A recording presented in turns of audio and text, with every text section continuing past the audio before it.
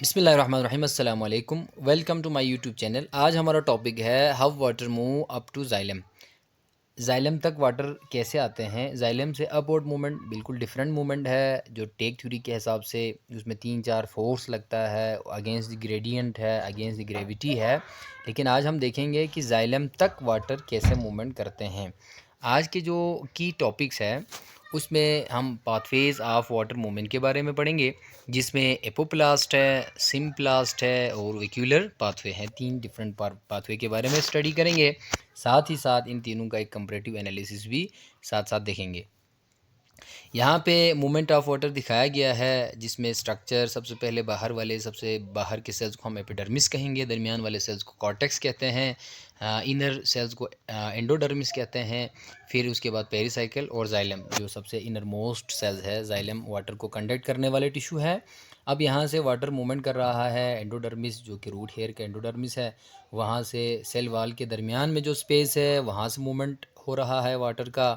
और secondly plasmodesmata के ज़रिए भी वाटर मूवमेंट कर रहा है और इस तरह जाइलम तक पहुंच जाते हैं। इस तरह के जो मूवमेंट है इसमें 3 पाथवे इन्वॉल्व है। हर पाथवे को हम अलग अलग स्टडी करेंगे। इसमें 2 सेल्स के दरमियान रूट के सेल्स दिखाया गया है, जिसमें बाहर सेल वॉल, सेल मेम्ब्रेन, फिर साइटोप्लाज्म, उसके अंदर बहुत बड़ा वैक्यूल दिखाया गया है। लार्ज वैक्यूल होता है तो वैक्यूल से वैक्यूल में भी मूवमेंट है। प्लाज्मोडेस्माटा के ज़रिए यहाँ से आगे वाटर मूवमेंट हो रहा है और साथ ही साथ सेल वॉल से भी मूवमेंट हो रहा है। तो तीनों पाथवेज 2 सेल्स के हिसाब से यहाँ पे कंपेयर करके दिखाया गया है। 2 सेल्स अगर हो तो उन दोनों के दरमियान इस तरह भी मूवमेंट, वाटर का मूवमेंट होता है। एपोप्लास्ट के ज़रिए भी, वेक्यूलर और सिम्प्लास्ट, तीनों का अलग अलग भी हम डिटेल देखेंगे। पहले absorption of water from the soil in the root hair. इसमें सॉइल दिखाया गया है, वाटर, एयर और उस सॉइल के पार्टिकल्स, बीच में रूट हेयर गुजरा हुआ है। वहाँ से फर्स्ट सेल में आ जाते हैं जिसको हम एपिडर्मिस कहेंगे। फिर कॉर्टेक्स के सेल्स है। इस तरह जाइलम तक वाटर पहुँच जाते हैं। तो सिंपली रूट हेयर तक तो सिंपल डिफ्यूजन के ज़रिए आ जाते हैं। डिफ्यूजन में हायर कंसंट्रेशन से लोअर कंसंट्रेशन की तरफ मूवमेंट को हम डिफ्यूजन कहेंगे। सॉइल में जब वाटर ज़्यादा होगा वहाँ से रूट हेयर के थ्रू सिंपली डिफ्यूज़ हो जाते हैं। तो हमने देखना है इसके पाथवेज़ कौन कौन से हैं, किन रास्तों से गुजरते हुए ये जाते हैं। There are 3 pathways of water movement: apoplast, symplast और वेक्यूलर पाथवे। सबसे पहले एक एपोप्लास्ट सेल वाल के बीच बीच में जो स्पेस है, वाटर उन स्पेस से गुज़रते हुए, यानी साइटोप्लाज्म के अंदर दाखिल हुए बिना सेल वॉल के बीच बीच में से वाटर गुज़रते हैं एंडोडर्मिस तक। लेकिन एंडोडर्मिस के ऊपर कस्पेरियन स्ट्रिप, एक स्पेशल सोबेरियन और लिग्निन का बना हुआ एक स्ट्रिप है जो वाटर के मूवमेंट को रोक लेता है। तो एंडोडर्मिस तक आ जाते हैं। फिर एंडोडर्मिस में कस्पेरियन स्ट्रिप वाटर के जो फ्लो है सेल वाल के बीच में से आगे जा रहा है, इसको रोकता है। फिर इसको भेज देते हैं साइटोप्लाज्म में। जैसा कि आप जानते हैं सेल मेम्ब्रेन का रोल ये है कि ये सेमी परमेबल है, यानी ये मटेरियल को बाकायदा फ़िल्टर करके भेजते हैं। तो सेल वाल के बीच में से जो वाटर गुज़र रहा था वो बग़ैर फ़िल्टर का वाटर है। जो ही इनर साइड तक पहुंच जाते हैं वहां से दोबारा सेल में दाखिल किया जाता है ताकि एक दफ़ा वो फ़िल्टर हो। फिर इसी फ़िल्ट्रेशन सिस्टम के तहत पहली जो साइकिल है इनर मोस्ट सेल है उसके साइटोप्लाज्म से भी गुज़र जाते हैं। उस दौरान सेल मेम्ब्रेन से फिर गुज़रना होता है। इस तरह उसकी सेमी परमेबिलिटी वहाँ पर यूज़ होती है। तो एपोप्लास्ट सेल वॉल के दरमियान में जो स्पेस है, सेल मेम्ब्रेन और सेल वॉल के दरमियान में, उसमें से वाटर गुजरते हुए कस्पेरियन स्ट्रिप तक आते हैं। इस तरह के मूवमेंट को हम एपोप्लास्ट कहेंगे। फिर ये सिम्प्लास्ट और वेक्यूलर पाथवे को यहाँ से आगे फॉलो करता है।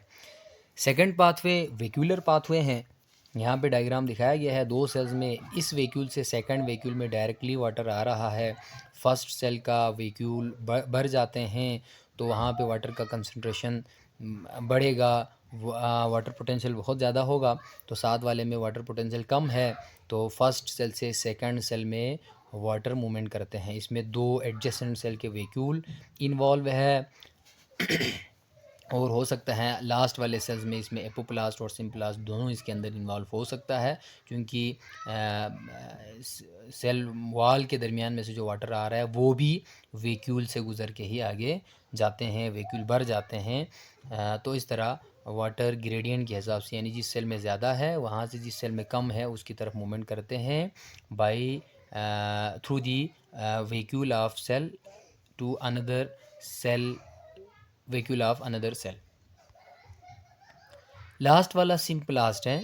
सिम्प्लास्ट में बाकी जो मेथड है उसके हिसाब से सिम्प्लास्ट खाली एक सेल का साइटोप्लाज्म वो भर जाते हैं, फिर प्लाज्मोडस्मेटा से होते हुए सेकंड का साइटोप्लाज्मिक स्ट्रीमिंग में वाटर भर जाते हैं, फिर थर्ड सेल में आ जाते हैं, फिर फोर्थ में। इस तरह एक सेल के साइटोप्लाज्म से सेकंड सेल के साइटोप्लाज्म, और इस तरह करते करते हर सेल के साइटोप्लाज्म जो प्रोटोप्लास्ट है यानी सेल मेम्ब्रेन के अलावा बाकी जो पार्ट है वो अगर इसमें इन्वॉल्व हो, इस मोमेंट को हम सिम्प्लास्ट कहेंगे। सिम्प्लास्ट सबसे ज़्यादा important type of water movement है, क्योंकि इसमें जो एपोप्लास्ट के ज़रिए वाटर आ जाते हैं, एंड पे जाके दोबारा सिम्प्लास्ट के थ्रू मूवमेंट होता है, क्योंकि साइटोप्लाज्म में आ जाते हैं, एक सेल के एक्सपीरियंस स्ट्रिप उसको रोक लेता है।